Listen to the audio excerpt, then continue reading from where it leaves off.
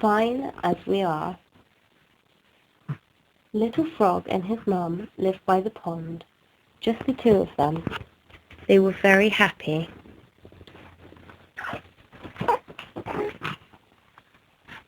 Little Frog spent his days playing his favourite game, leapfrog,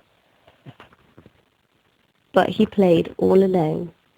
One day, Mum asked Little Frog, "Would you like a baby brother or sister?" And Little Frog answered, "No, we're fine as we are." But then Little Frog noticed some strange things in the pond. At first, the strange things were just blobs with black spots. Then later, the blobs with black spots became even stranger. They grew little squiggly tails and started swimming around.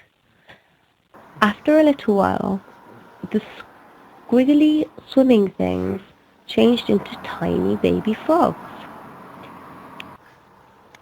And there were lots of them. Little Frog was worried. The baby frogs grew. Suddenly, they were leaping everywhere and making lots of noise. Little Frog thought this was awful. Mum looked very pleased, so Little Frog didn't mind too much at first. But then the frog babies became annoying. They followed Little Frog wherever he went. Into the pond, onto the lily pads. If he chased a fish, so did they. Where Little Frog played, so did they. Little Frog couldn't get a minute to himself. Little Frog complained to Mum.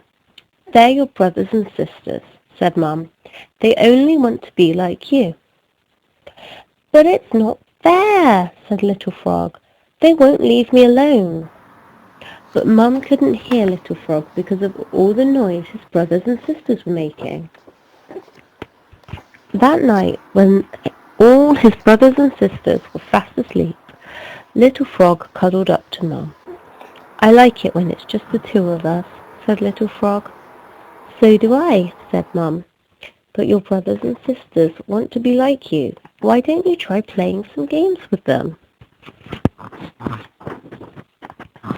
The next morning, Little Frog saw something nice to eat for breakfast, but the babies got there first. Enough was enough. "Stop!" shouted Little Frog. And they did. All the babies looked at Little Frog in silence. That gave Little Frog a big idea. Little Frog organized the frog babies into one long line. Little Frog leapt into the air, and then all the babies leapt into the air. Little Frog stuck out his tongue. Then all the babies stuck out their tongue. Little Frog said, "Ribbit, ribbit, ribbit," and then all the babies said, "Ribbit, ribbit, ribbit." Little Frog began to enjoy playing with his brothers and sisters. He taught them his favourite game, leapfrog, and they played leapfrog all day long. They had so much fun.